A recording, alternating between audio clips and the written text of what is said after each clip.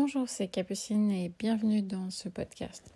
Je suis ostéopathe et j'ai créé le blog Le Mouvement qui soigne et donc j'accompagne les professionnels dans la prise en charge des nourrissons principalement et aussi des enfants bientôt sur la compréhension de tout un tas de mécanismes dont les réflexes archaïques. Et aujourd'hui, je voulais vous parler d'un réflexe en particulier qui s'appelle le RPP, le réflexe de paralysie par la peur.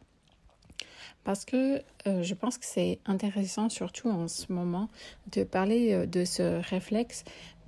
C'est un réflexe qui apparaît in utero, puis qui va évoluer et qui va être déclenché face à des très grandes peurs, à des très grands chocs. Et ce qu'on a vécu ces 2 dernières années a réactivé de manière assez généralisée ce RPP. Et quand on a le réflexe de paralysie par la peur qui est activé, eh bien, on est inhibé. Et j'aimerais, à travers ce podcast, vous donner aussi quelques exercices qu'on verra à la fin, justement pour nous aider, nous, mais aussi les bébés, puisque c'est surtout avec eux que je travaille. Mais là, c'est un peu plus comprendre comment il évolue chez l'enfant, puis aussi comment il est activé chez nous.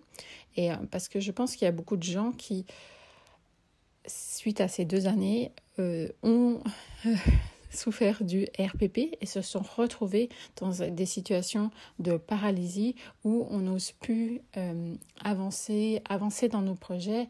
Et moi, la première, ça a été une situation très particulière, mais en connaissant ce réflexe, on peut se dire « Ah, mais finalement, c'est un réflexe normal et je peux aussi faire des exercices pour me remettre en mouvement, que ce soit physiquement, que ce soit dans nos projets en fait. » Donc voilà, je vais vous expliquer un petit peu comment fonctionne ce réflexe, comment il est déclenché, comment il s'intègre, et puis on parlera de 2-3 exercices que vous pouvez faire pour vous aider à intégrer le réflexe de paralysie par la peur et vous remettre en mouvement. Donc c'est un réflexe qui apparaît in utero, 5 à 7 semaines in utero. Il va se transformer ensuite à la naissance en réflexe de Moro. Donc le réflexe de Moro, c'est quand vous penchez légèrement la tête du bébé en arrière et vous avez les bras qui vont s'ouvrir. C'est également un réflexe de peur qu'on va retrouver chez les bébés et chez les bébés, je l'utilise principalement par rapport aux problèmes de sommeil parce que vous avez des enfants, vous les posez et ils se réveillent. C'est un réflexe de Moro qui se déclenche, d'accord ? Donc on va pouvoir l'utiliser dans ce cas-là chez les bébés. Et ensuite, pour plein d'autres choses, mais je ferai un podcast complet sur le réflexe de Moro. Mais voilà, le RPP évolue en réflexe de Moro, qui lui-même évolue en réflexe de sursaut. Parce qu'aujourd'hui, quand on a peur, on n'a pas besoin d'ouvrir les bras en arrière. On n'a pas besoin de déclencher un réflexe de Moro, on va simplement déclencher un réflexe de sursaut. In utero, comment l'embryon il va réagir face au stress, ça va provoquer une réaction de retrait, d'accord ? Un peu comme une huître, vous mettez une petite goutte de citron, vous voyez, hop, c'est ce mécanisme de retrait, et donc l'embryon va faire pareil, il va regrouper les mains, les pieds, d'accord, et il va se remettre en boule. Et la deuxième réaction, c'est le figement, l'impossibilité de bouger. Et si tout ça, ça va influencer comment on réagit au stress, d'accord ? Et donc, si on a des gros stress, on va avoir ce figement, cette impossibilité de bouger. Ce réflexe, il va être déclenché par des gros stress, d'accord ? Vraiment des accidents, des tremblements de terre et pourquoi pas une pandémie.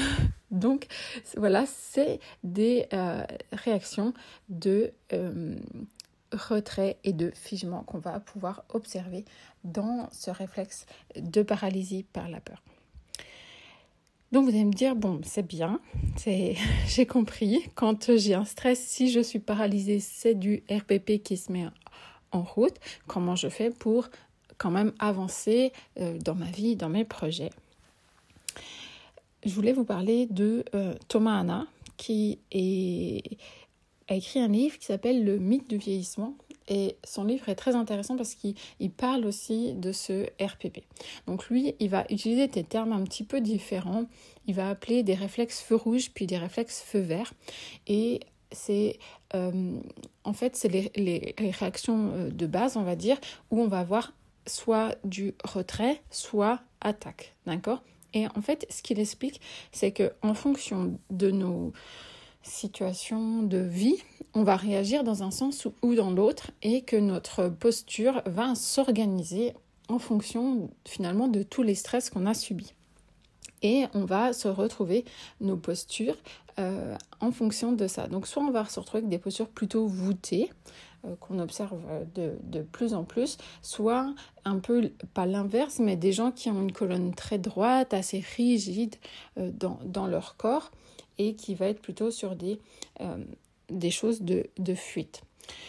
Et il propose pas mal d'exercices justement pour nous aider à nous réorganiser, pour pouvoir avancer, puis avoir aussi un corps sans douleur. Parce que lui, dans son livre « Le mythe du vieillissement », c'est vraiment cette idée que j'aime beaucoup, que c'est pas l'âge le problématique, c'est le manque de mouvement et le manque de stimulation qui va nous raidir, et ces réactions face au stress qui vont nous empêcher de faire des mouvements. Je fais de la course d'orientation depuis des années et une des choses que j'aime le plus dans ce sport, c'est qu'il y a des catégories hommes et dames plus de 85 ans. Et c'est des sports où on court tous ensemble en même temps. Donc ça veut dire que quand moi je cours, je vois les hommes et dames plus de 85 ans qui sont là dans la forêt. Alors tout le monde ne va pas très vite à cet âge-là, mais ils continuent à enjamber des branches et puis à se plier. Et c'est vraiment quelque chose qui me motive, en plus de m'occuper des bébés, mais j'ai vraiment envie de bien vieillir et je vois que c'est possible à travers ces exemples que je vois dans ma course d'orientation. Donc maintenant, je vais vous donner 2-3 exercices que vous allez pouvoir faire. L'intégration du RPP va passer par l'intégration du réflexe de Moro, et un des exercices qui est très intéressant, il s'appelle l'exercice de la fleur. Donc il faut se mettre sur le dos et il faut regrouper les jambes, les bras, la tête, se mettre en boule en restant sur le dos, et ensuite on va s'ouvrir, d'accord ? Donc ouvrir les jambes, les bras, la tête, et vraiment essayer d'ouvrir aussi la tête en arrière et refermer. Donc on va faire plusieurs fois ce mouvement qui est le mouvement du réflexe de Moro, qui va permettre l'intégration du réflexe de Moro. Donc ça, c'est un premier exercice qui est très intéressant pour intégrer le RPP. Thomas Hanna nous propose un autre exercice que j'aime énormément. Vous comprenez que si on est sur ce réflexe de retrait, on va avoir tendance à avoir les épaules qui s'enroulent, les abdominaux qui se raccourcissent et on va se retrouver voûté. Et donc ce qui se passe, c'est que la colonne lombaire, elle se retrouve, on appelle ça en syphose, se retrouve en bosse alors qu'elle devrait être en creux. Donc un de ces exercices, c'est tout simple, on peut le faire allongé le matin dans le lit et on va creuser le dos, creuser les lombaires et inspirer. D'accord ? Et on relâche. C'est tout simple, d'accord ? Et on va creuser les lombaires et inspirer pour se retrouver dans une posture plus équilibrée. Et c'est vraiment, ça peut paraître rien du tout, cet exercice. Vous pouvez vous dire, oui, c'est pas foufou, mais moi, c'est vraiment quelque chose que j'utilise personnellement et que je recommande énormément, et toutes les personnes qui ont mal au dos aussi, c'est vraiment un exercice que je leur propose. Donc c'est vraiment tout simple, mais ça marche très très bien, et ça marche aussi pour intégrer ce réflexe de paralysie par la peur.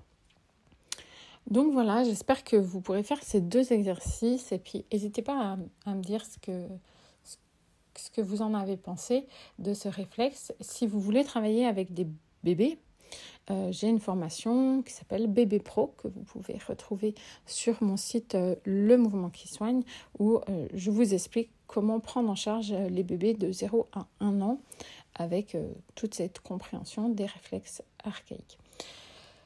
J'espère que ce podcast vous a plu et puis je vous souhaite à bientôt.